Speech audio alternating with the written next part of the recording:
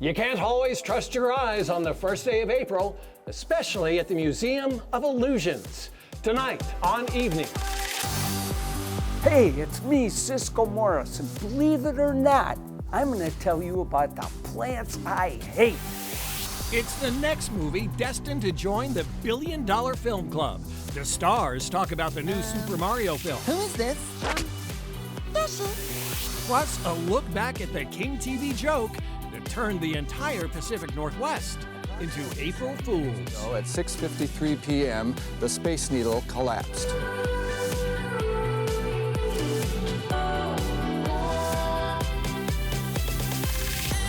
Welcome to the show from the Museum of Illusions in downtown Seattle. I'm St. Brian, or at least one of them. At this place, you can never be too sure. It's the museum that likes to mess with your mind. Can you look up on the screen to see how big you are? And just in time for spring break, the Museum of Illusions has launched a new themed experience called Mind Bloom. Mind Bloom is a way for us to encourage everybody of all different ages to expand their minds, to look at things differently and challenge what their normal perceptions would be. That's awesome. There are hidden Easter eggs scattered throughout the museum, and the walk-in kaleidoscope has been given a bright, colorful springtime makeover. It doesn't matter what age you are, whether you're 5 years old or 95 years old, everybody can find something new to see. And if it's your first time here, as it was for me, there's no shortage of mind-blowing experiences. This is what the world needs, more St. Brian's. I'm still trying to decide whether the nausea-inducing vortex tunnel is my favorite or least favorite exhibit.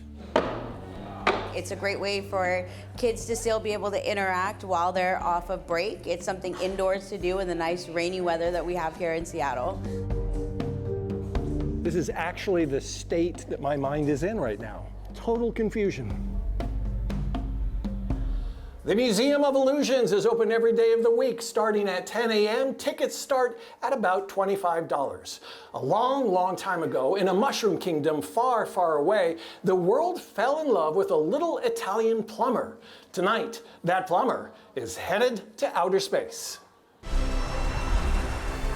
How do you follow up a movie that made well over $1 billion at the worldwide box office? At the premiere of the Super Mario Bros. Galaxy movie, located in Nintendo's home city of Tokyo, the stars promised an even flashier follow-up. It's the perfect sequel. It's bigger, better, faster, more colorful, more beautiful. Jack Black arrived in matching outfits with co-star Benny Safdie.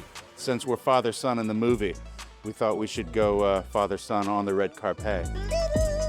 Jack has been in a number of movies based on video games and has learned the top priority is courting the gamers without ruining the game.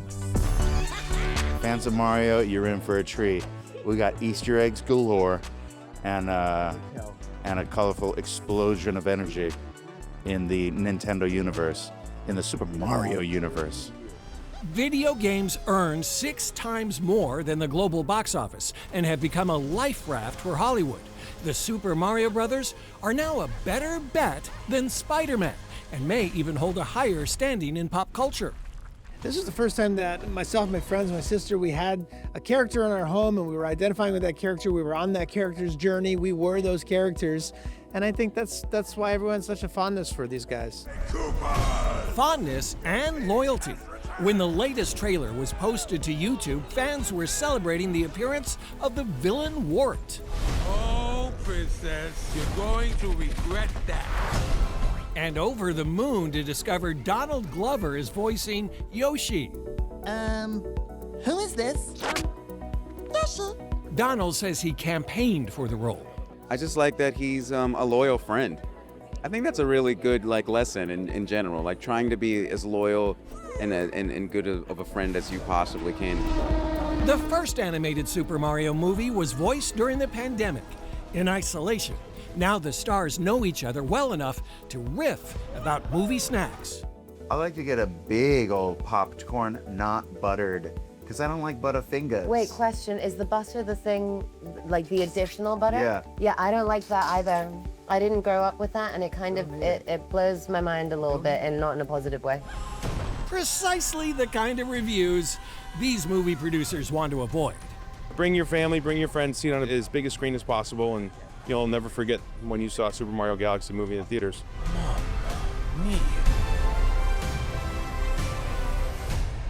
The Super Mario Galaxy movie is rated PG and opens tonight. I was going to screen the film just to let you know whether it was any good or not, and then I realized it doesn't matter what I'm going to say. The movie's going to earn more than $1 billion at the box office. So I played pickleball instead.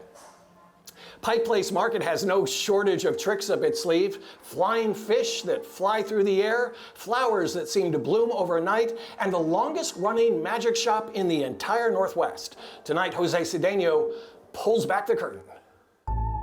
Is the magic store in Pike Place Market that has been entertaining people for more than 5 decades. What is the Market Magic Shop? A lot of people have their first memories here in this shop. And what makes it so special is for 50 years, we have catered to anyone and everyone that comes in. Generations of families have been in here. Magic is the gift of a moment. And that's what I tried to do here, is share moments with people that might not get them otherwise. This is the only place to go. So if you have time, stop this weekend and learn a trick or two. What makes a great magician is someone that pays attention to the details. We definitely have some pieces here that you could do within 2 to 5 minutes. Let me show you one of the most basic pieces of magic that somebody learns. You take the coin, you blow, and you imagine that that coin is melting in your hand. If you rub, you can get that coin to start dissolving until...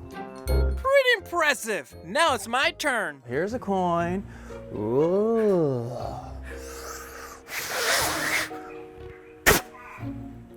That was amazing. What do you love so much about magic? Magic for me is really special because it's entirely subjective. We came all the way from St. Louis for that magic trick. Just for that moment. No matter who you are or what you do, you can appreciate magic and it can have an impact on your life. Watch very carefully, okay? Just like this. That's cool. But here's where it gets even weirder. If I take it here, I can make it disappear. You know what's even better is when it's in your jacket. Without a doubt, this is the place to shop when it comes to your magic needs. I would like to buy this fried chicken candy. Oh, cool. All right. That is $7.65. All right. Do you have that on you by chance? Oh! The hell was that? I don't know. Jose Cedeno burning through his savings. The Market Magic Shop is open 10 to 5 weekdays and 10 to 6 on weekends. Coming up, the plants that Cisco loves to hate. Oh la la, stay away from that stuff. And the April Fool's joke that was a little too good. Inside the Day, almost live, made the Space Needle collapse. Now in our 40th season, Evening shares local stories that make our communities shine. Evening is sponsored by Pemco Insurance. Pemco empowers the Northwest to prevent the preventable. Learn how at pemco.com. Welcome back to the show from the Infinity Room at the Museum of Illusions. You might think gardening guru Cisco Morris loves all the plants. Well, if you do, you're wrong. Tonight, Cisco shares with us some of the plants he actually hates.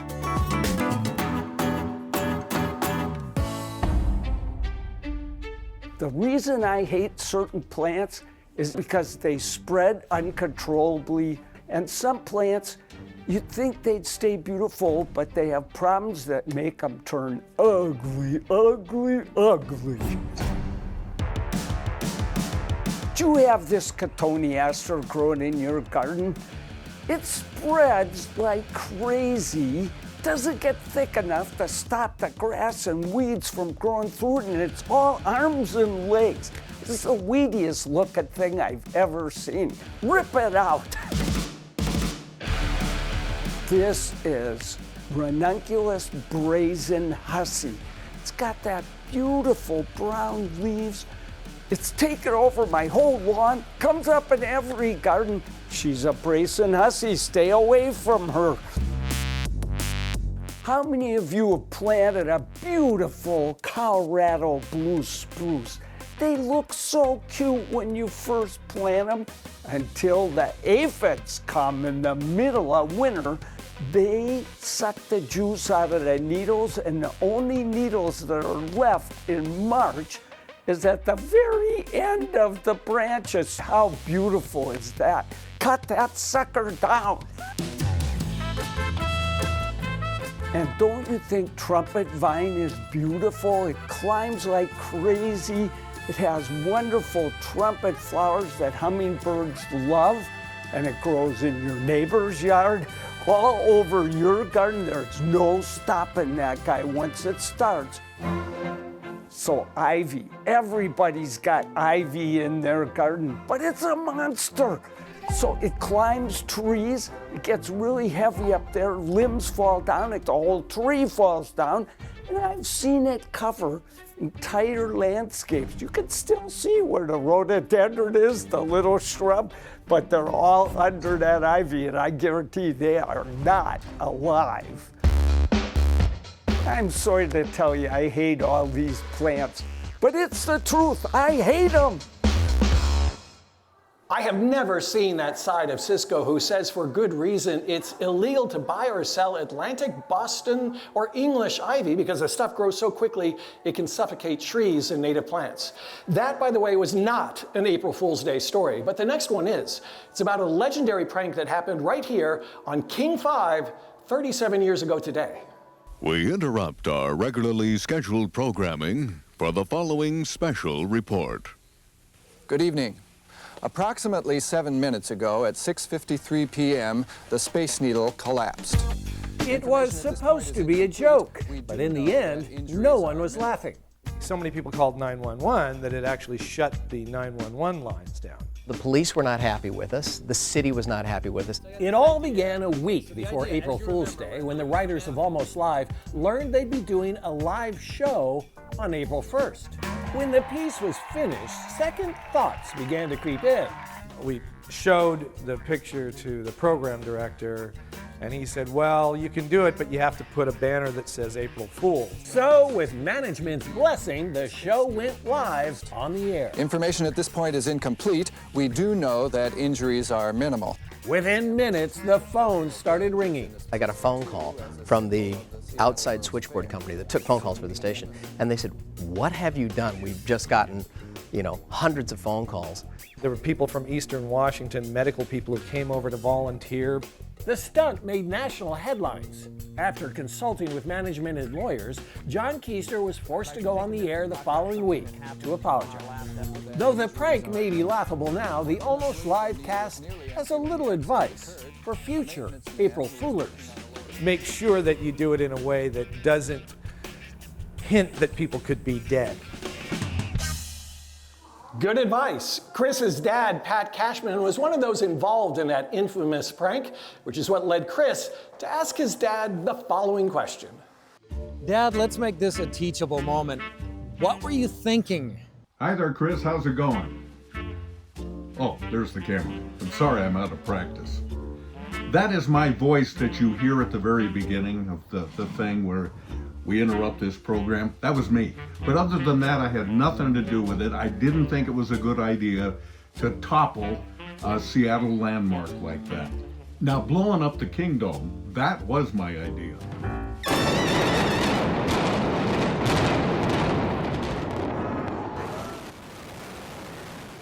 All right, thank you guys. Jose Cedeno has a new extreme sport that just might be coming to a schoolyard near you. Everyone starts as a kid. This is one of the first games that you play. We're trying to, make the game more for adults. The competition's growing. You're seeing flips. You're seeing different kinds of tricks that you never seen in the game of hopscotch before. You have different scoring levels, different abilities, different techniques, tactics, and strategies. What's better than getting in touch with something you did when you were a kid? To those people out there that don't think it's extreme sport, I invite you to come down and join one of our games one of these days. We are very competitive. It's good for us to be out here in the park because we do attract a lot of attention. Keep it smooth. It's a game of simplicity. All you need is some chalk and some pavement, and that's the beauty of it. Regular games used to be hop, hop, hop, and then you go through your parting zone. With this one, it's hop, hop. You have the chance to invert if you'd like to, like this, and then get up, boom, and finish it out into the freestyle zone. We're just having fun, and it's not a big deal. I mean, kids come out here, people of all ages, and we just get together, we just jump around. It's just, we have fun, we compete, and that's really what it's about. So you think this is extreme sport? Definitely. Come watch us anytime. It's kind of like Ninja Warrior and parkour meet. You need to have people who can really show the young kids how to play the game, inspire them that hopscotching is really a great sport. 1, 2, 3, hopscotch! All right, thank you, Jose. Extreme hopscotch is getting so popular that they're actually taking over pickleball courts. Either that, or this is a good excuse for you to look at the calendar and see what the date is. Up next, the Puyallup Farm, growing a sweet crop. Welcome back to the show from the Museum of Illusions, where it looks like we are climbing the walls. Or is it just an illusion? You know, back in 2009, a younger version of myself met a Puyallup farmer who was producing the state's sweetest crop. Here's our evening rewind from 2009. At Spooner Farms in Puyallup, spring rain plinks into puddles and weeps from rusty wires. But the bleaker his dormant fields look, the happier you'll find farmer Jeff Spooner. We got a good crop coming on this year, so it should be a good price and a good yield too. For more than 40 years, the Spooners have hedged their bets on raspberries by growing marshmallows. Washington's very conducive to marshmallows. The same cold and wet temperatures we've been complaining about all winter have frankly turned a lot of fields around here into marshes. But those are the perfect conditions for marshmallows, and they've never tasted better. The Spooners have been farming the fertile Puyallup Valley for 5 generations now, mostly berries, but also hops. When the bottom fell out of the hops market, Jeff's dad, Ken Spooner, made a fateful decision. In 1965, we decided to switch over to marshmallows. I'm still surprised that marshmallows grow so well in Washington State. You'd think it'd be too wet. Well, they like the little dampness, and that's what keeps them moist. In late autumn, farmhands pick marshmallow spores from old growth and then plant them in long rows by hand. It's backbreaking work. Then it is Mother Nature's turn to work her magic. The damper the winter, the more bountiful the spring. I think it's been just a little bit wetter, and marshmallows kind of like the dampness, so I think it's going to be a good year for the marshmallows. Jeff, I wish the folks back home could smell what we smell and taste what we taste. Oh, these are great. The sugar content in these things are absolutely high, and the vanilla taste, they're fresh, they're excellent. Nothing like fresh. No, they're great. Americans eat 90 million pounds of marshmallows every year. And from the looks of it, this will be a blooming good year for marshmallows.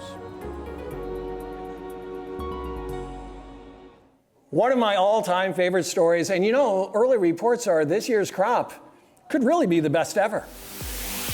Up next, Seattle's got a new rideshare company, saving the environment, one wheel at a time. Welcome back to the show from the Museum of Illusions. We've got time for just one more story that we could only air today. We're all used to ride sharing on 4 wheels and on 2 wheels. Now, Seattle has its first one-wheel option.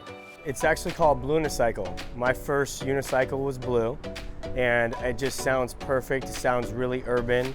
But Blunicycles come in a variety of primary colors and sizes. Frank says customer choice is key, and it's simple to use. Just download the app. It's $1 for 30 minutes of riding. 2 wheels can take up a lot of space on the road. 1 wheel you can get everywhere, sidewalks, roadways. It's easier to park. I mean, it's just, you know, half the space. And quite frankly, I think you can make it twice the distance too.